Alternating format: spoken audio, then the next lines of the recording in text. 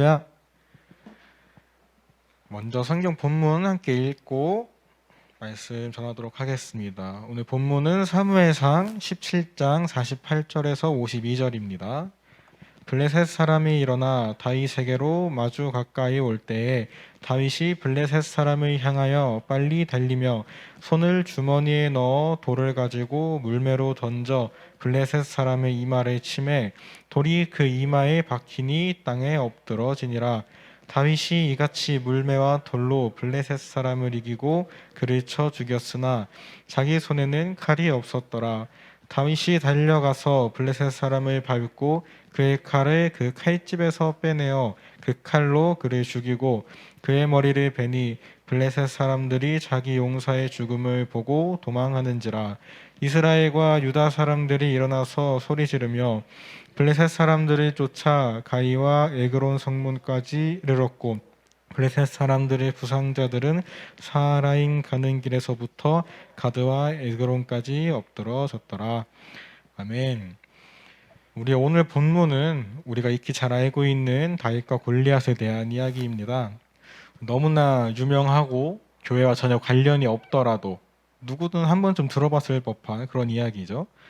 이 다윗과 골리앗에 대해서 우리가 이야기하고 넘어가면 전쟁 중에 있을 때 이스라엘이 한 사람 때문에 진격을 못하고 이제 벌벌 떨고 있던 일이 있었습니다. 그 한 사람이 바로 골리앗이었는데요. 키가 보통 사람의 2배는 더 크고 여러 사람이 간신히 들어야 될 것을 이제 무기로 휘두르면서 누구든지 두려워할 만한 그런 용장이었고, 이제 그가 하나님을 모욕하고 또 나와서 싸우자고 도발하지만 이스라엘이 아무도 나서지 못하고 있을 때에 다윗이 나서서 물맷돌로 골리앗을 쓰러뜨리고 골리앗을 쓰러뜨림으로 인해서 이길 수 있었던 그런 전쟁의 이야기입니다. 근데 저는 사실 이 이야기를 들을 때마다 한 가지 이제 궁금했던 것이 있었습니다. 다윗이 골리앗을 잡았는데 어떻게 이스라엘이 이길 수가 있었을까요? 정말로 그 힘의 차이가 분명한 국가였습니다. 우리 목사님께서 설교 시간에 항상 말씀하셨듯이 이스라엘에는 칼이 2자루밖에 없었다고 하죠. 다윗도 보면은 갑옷도 제대로 걸치지 않고 싸움을 나가는 것을 볼 수 있고, 그 전쟁의 이야기들을 보면은 농기구를 가지고 싸웠다거나 몽둥이를 가지고 싸웠다거나, 상대는 칼과 그 말과 전차를 가지고 싸우는데 이스라엘 사람들은 이거는 뭐 정말 농민 봉기 일어난 거 마냥 말도 안 되는 무기들을 가지고 싸우는 거잖아요. 그래서 상식적으로 생각해 봤을 때 사실 골리앗이 쓰러졌어도 그 군대가 골리앗 쓰러졌네? 그냥 가자! 이랬으면은 이스라엘이 그냥 쓰러지지 않았을까 하는 생각을 어릴 때부터 많이 하고 자랐습니다. 물론 하나님은 불가능한 전쟁을 끊임없이 이기게 해주셨습니다. 이제 이스라엘도 역시 하나님이 그렇게 이길 수 있게 하시는 분이심을 알고 있었고 그것을 믿고 있었죠. 근데 문제는 이스라엘을 이끌어야 할 지도자가 바로 말년의 사울이었다는 것이었습니다. 사울이 이제 스스로 제사를 지냄으로 인해서 하나님 앞에 한번 찍히죠. 기회를 달라 그래서 기회를 줬는데 또 막 다 죽이고 오라고 했는데 뭐 살려오고 왕도 살려오고 함으로 인해서 2번째 기회까지 끝장이 납니다. 그래서 이제 사울이 더 이상 이스라엘의 진정한 지도자로서 이제 힘을 제대로 낼 수 없을 때 이제 이런 골리앗과 같은 거대한 장군이 돌격하러 온 거죠. 그래서 이스라엘은 불안했을 거예요. 왕조차 불안해하고 있었기 때문에 이스라엘은 너무나 불안했었고, 하나님이 이 전쟁에서 우리와 함께하고 계실까 하는 불안함 속에서 쉽사리 나가지 못했던 것 같습니다. 이 이스라엘은 사실 왕이 세워지고 나서부터 그 이스라엘의 성공과 또 패망이 왕 한 사람에 거의 달렸다고 봐도 무방할 정도로 그 왕에 의해 많이 좌지우지 되는 모습을 우리가 볼 수 있는데요. 그 왕이 지금 하나님께 버림을 받고 자기가 죽을까봐 아무도 내보내지 못하고 벌벌 떨고 있는 그 모습을 본 이스라엘 병사들은 용기 있게 나서서 싸우지 못했을 것 같습니다. 성경을 함께 보실까요? 사무엘상 15장 23절 후반부에 보시면 왕이 여호와의 말씀을 버렸으므로 여호와께서도 왕을 버려 왕이 되지 못하게 하셨나이다 하니라. 사울은 하나님이 주신 마지막 기회를 저버리고 하나님께 순종하지 않았습니다. 사무엘이 사울에게 하나님의 말씀에 왕이 순종하지 않았으니 이제 하나님도 당신의 말을 듣지 않으실 겁니다 라고 하는 장면인데요. 이 이후에도 하나님에게 쓰임받고 하나님께 붙잡혀야 할 그런 이스라엘의 왕이 심지어 악령에게 붙잡혀서 괴로워하는 모습까지도 보입니다. 사무엘상 16장 14절에 보면은 여호와의 영이 사울에게서 떠났다고 나오고 심지어 여호와께서 부리시는 악령이 그를 번뇌하게 한지라라고 합니다. 이 이후로 사울은 이제 악령에 사로잡혀서 끊임없이 괴로워하고 불안해하고 또 많이 신경질적이게 되는 모습을 우리가 볼 수가 있는데, 이 가나안 군대가 쳐들어왔을 때 예전에 사울이 왕이 되는 그 초창기에 있었던 그 용맹하고 또 함께 나가서 싸우던 모습은 전혀 보여주지 못하고 백성들과 함께 두려워 떨기만 하게 됩니다. 사무엘상 17장 10절에서 11절에 보면 그 골리앗이 이스라엘을 향하여 욕을 하고 도발을 하고 하나님을 모욕하고 그런 상황 속에서 사울은 그저 크게 놀라서 두려워했다고 하였고, 왕이 두려워하니까 당연히 백성들도 똑같이 따라서 두려워하게 되는 모습을 우리가 볼 수가 있습니다. 사무엘이 사울에게 하나님이 당신을 버렸다는 말을 한 이후로 사울이 많이 두려웠을 것이라고 생각이 됩니다. 이제는 전쟁에 나가도 하나님이 나에게 과연 승리를 주실까 하는 그런 불안함과 괜히 하나님이 떠났는데 전쟁에 나섰다가 내가 빨리 죽게 될 것 같은 그런 불안함, 이런 것들이 사울을 전쟁의 지도자로서 제대로 역할을 하지 못하게 만든 것입니다. 이스라엘에는 이런 사울을 대신한 영웅이 필요했을 것 같습니다. 이제 두려워하고 아무것도 하지 못하는 그들을 다시 승리로 이끌 하나님의 영웅이 그들을 이끌어야 할 때가 된 것입니다. 그런 상황에서 다윗이라는 소년이 나타납니다. 다윗이 어떤 사람입니까? 골리앗과 다윗이 딱 서 있는 모습을 봤을 때 다윗이 아무리 컸어도 골리앗에 비하면 한없이 작은 소년이었단 말이죠.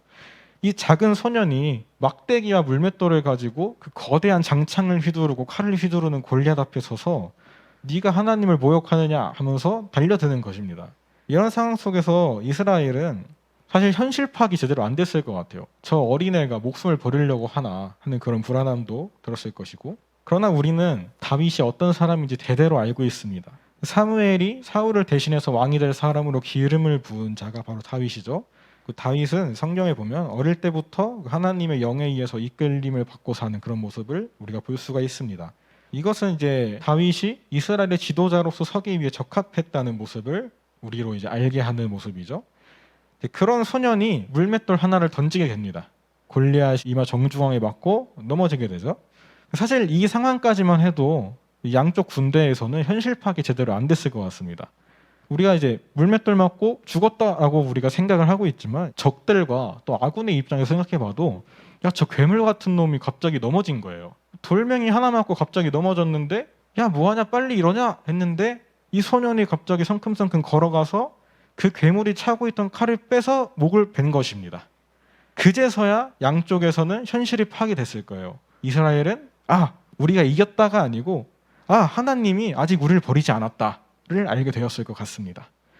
이제 사울이라는 그런 두려워하고 하나님이 포기해버린 그런 지도자가 아니라 하나님께서 진정으로 세우신 지도자가 이스라엘을 이끌 수 있게 된 것이에요.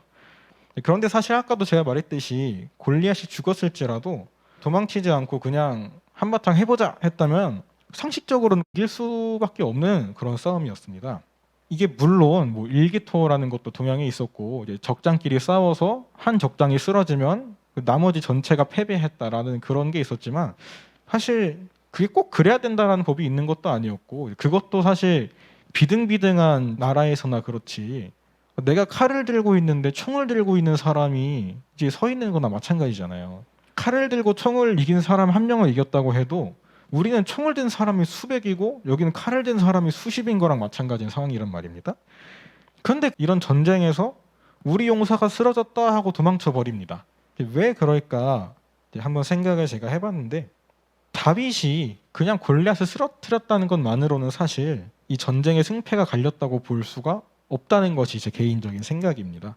그럼에도 불구하고 전의를 상실했던 것은 이스라엘에 하나님이 함께 하실 때 얼마나 이스라엘이 무서워질 수 있는지를 몸소 체험하고 자랐던 그런 나라이기도 하고요. 제 추측입니다만 아마 골리앗이 쓰러지는 그 순간에 이제 하나님이 이 전쟁의 승패를 이미 이스라엘에게 주셨다는 것을 양쪽 군대가 이제 볼 수 있지 않았나 하는 생각이 들기도 했습니다. 어쨌든 간에 도망치기 시작했고 이스라엘은 추격을 할 수가 있었습니다. 이스라엘이 야, 그래도 쟤네가 도망친다고 해도 갑옷도 제대로 입었고 칼도 들고 있는데 우리가 몽둥이로 때린다고 이길 수 있을까? 라고 생각을 하고 주저주저 했다면 이기지 못했을 전쟁이었지만, 이스라엘은 그럼에도 불구하고 쟤네가 도망쳤다, 하나님이 우리와 함께 하신다 하고 돌격을 했고 그렇게 해서 이 전쟁이 이길 수가 있었던 것입니다.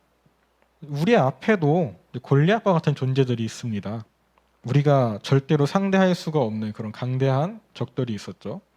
우리는 이것들을 우리 힘으로 이길 수가 없지만 우리에게도 다윗과 같은 영웅을 하나님께서 보내주셨습니다. 아니요, 다윗보다 훨씬 더 위대하고 훨씬 더 놀랍고 훨씬 더 대단한 존재인 예수님께서 우리를 위해 친히 오셨습니다. 이 최강의 영웅이신 예수님께서 우리의 힘으로는 절대 이길 수 없는 그 죄와 사망의 권세를 십자가에서 죽으시고 부활하심으로 단번에 승리를 가져오셨습니다. 그러나 골리앗 뒤에도 아까 얘기했던 것처럼 골리앗이 쓰러졌어도 여전히 상대하기 어려운 병사들이 있는 것이 또 우리와 똑같이 마찬가지인 상황입니다. 예수님께서 죄와 사망을 이기셨다고 했는데 우리 앞에 놓여있는 상황들은 여전히 우리가 칼을 들고 있다고 해도 상대는 총을 들고 있는 것만큼 무서운 상황이란 말입니다. 그러나 여러분, 우리는 두려워할 필요가 전혀 없습니다. 이스라엘이 다윗을 따라서 함께 추격해서 그를 이겼듯이 우리는 그저 이미 승리하신 예수님을 따라서 우리 앞을 가로막고 있는 적들을 그냥 따라 승리하면 되는 것입니다. 우리가 이겨낼 수 없을 것 같아 보여도 우리 힘으로 도저히 쓰러뜨릴 수 없을 것 같아 보일지라도 그것들은 이미 패잔병인 것입니다. 오늘 설교의 제목이 이미 끝난 전쟁입니다.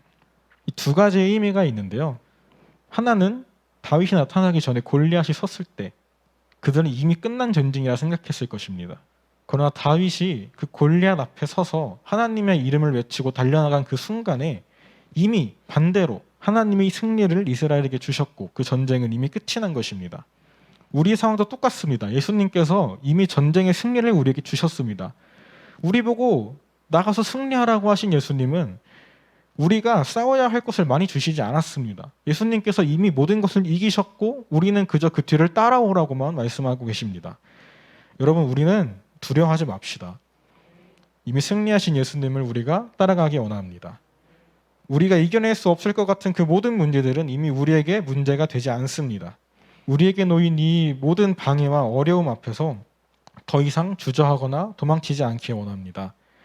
주님께서 이미 승리를 우리에게 주셨습니다. 그 승리를 확신하고 또 주님께 모든 것을 맡기고 우리 앞에서 싸우시는 주님을 따라 우리도 끝까지 승리할 수 있기를 주님의 이름으로 축원합니다. 기도하시겠습니다. 하나님 아버지, 우리가 지금도 두려워하고 있지는 않습니까? 우리가 아직도 주께서 주신 승리를 확신하지 못하고 주저하고 있지는 않습니까? 우리가 이미 주께서 승리하신 문제를 붙들고 절망하고 있지는 않습니까? 우리의 연약함을, 우리의 믿음이 없음을 용서하여 주시옵소서. 우리를 불쌍히 여기사 다시 일어나 싸울 힘을 주시옵소서. 우리의 모든 걱정과 염려와 문제들을 주님께 모두 맡기고 우리를 이끄시는 주님을 따라 승리하게 하여 주시옵소서. 하나님, 지금 우리 앞에 놓인 상황이 너무나 절망스럽고 우리를 지치게 합니다. 그러나 우리가 지치는 것은 우리 스스로 이것을 이겨낼 수 없다고 생각했기 때문입니다. 하나님께서는 우리에게 이겨낼 힘을 이미 주셨음을 우리가 믿습니다. 우리는 그 주님을 믿고 우리의 모든 것을 주님께 맡기고 그저 주님을 따라가는 자들이 되기 원합니다. 우리와 함께하여 주시고 우리 앞에서 이끄시는 주님을 우리가 늘 바라볼 수 있게 하여 주시옵소서. 한 주간도 주님을 따라 승리하게 하여 주시고 주님께서 주실 그 승리를 바라보며 한 주간도 열심히 살아갈 수 있게 도와주시옵소서. 감사드리며 예수님의 이름으로 기도드립니다. 아멘.